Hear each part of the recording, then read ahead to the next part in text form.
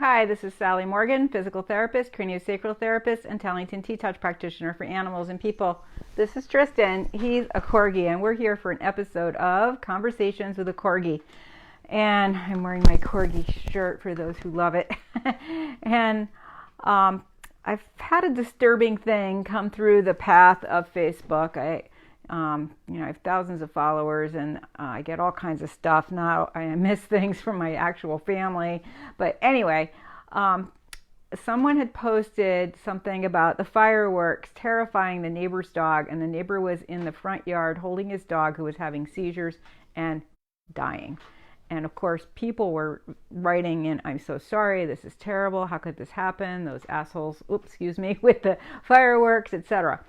So, but what I thought was, this is horrible, because we need to educate more people about Tellington TTouch, because there are things that TTouch offers to any person with a dog or without a dog, with a cat, with a horse, that can save an animal's life in these situations. And it is just so very sad to have something like this happen, especially when you haven't had the education to try to do something to help your dog or your neighbor's dog, whatever dog or cat or even a wild animal in some cases may need your help. So today I just want to review a couple of things that can really be helpful for a dog having seizures, especially related to the trauma of something like fireworks, or a tree hitting your house, or any kind of a loud thing, like a bookcase completely falling over, a car backfiring, or maybe a car accident in front of your house, unexpected fire alarms going off in the neighbor's house. I've had fire trucks pull up across the street blaring. That's enough to scare a dog, and in some cases it can trigger seizures in dogs to be so terrified. One of the things that triggers seizures in people is extreme stress and shock. So let's look at some of those TTouches. Remember, TTouch was developed by the famous animal expert Linda Tellington, and among the many stories we have is that at some point early on she was working on a horse, and somebody asked her, "Oh, when did you learn acupuncture?" And Linda said, "I don't know acupuncture." And the person said, "Well, you're working on a lot of the points and following the meridians."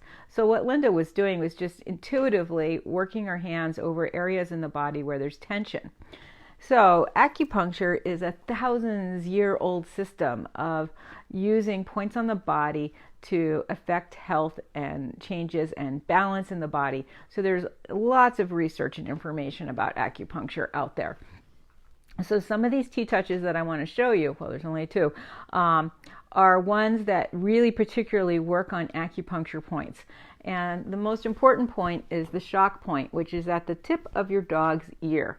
No matter you have a Corgi with a big straight up ear like this, or you have a Beagle with an ear down like this, that point at the very tip of the ear, and if your dog has a round ear, it's in the middle of the round part, is the shock point.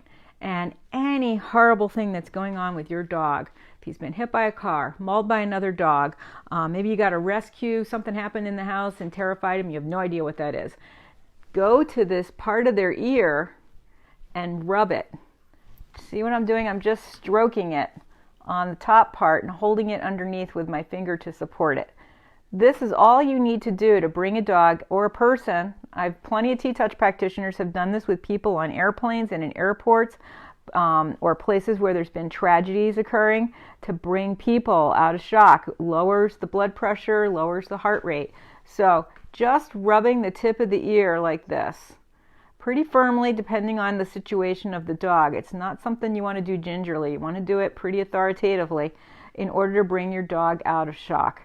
This is probably one of the most important life-saving things you can know to help an animal. This goes for cats, dogs, horses, rabbits. I've done this with rabbits. Rabbits can get absolutely terrified from things you don't expect. And again, just rubbing the tip of the ear.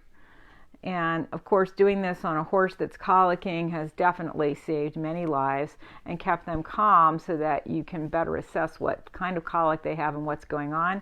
This work has also been useful to help dogs with bloat, and in some cases you can calm them down enough, and with some of the other things I'm going to show you, you can affect the gut in a way that may even stop that from progressing.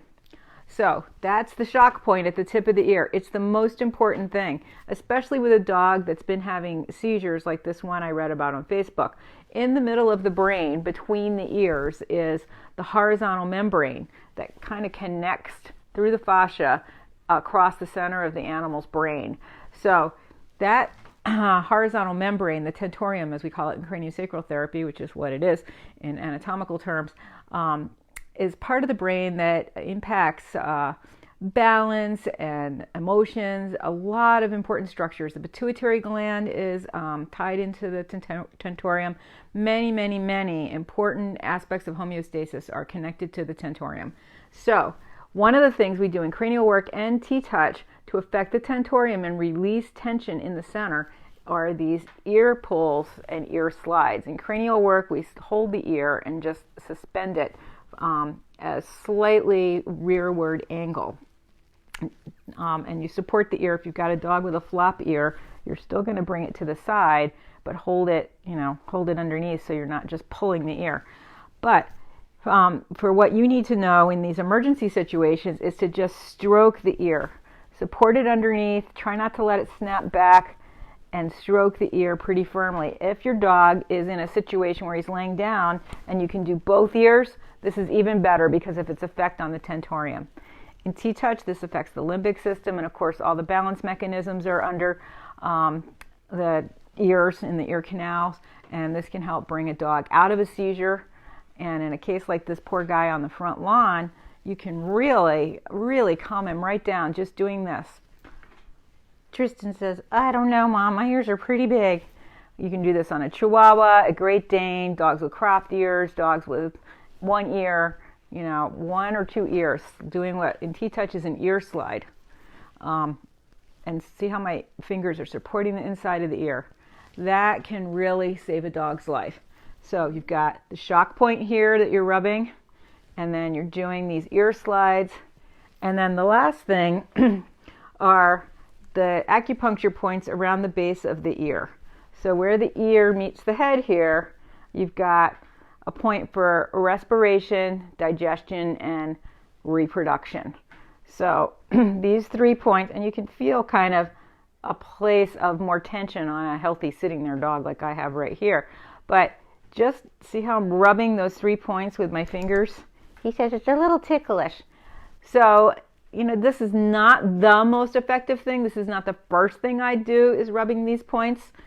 I would do the ear slides and the shock point.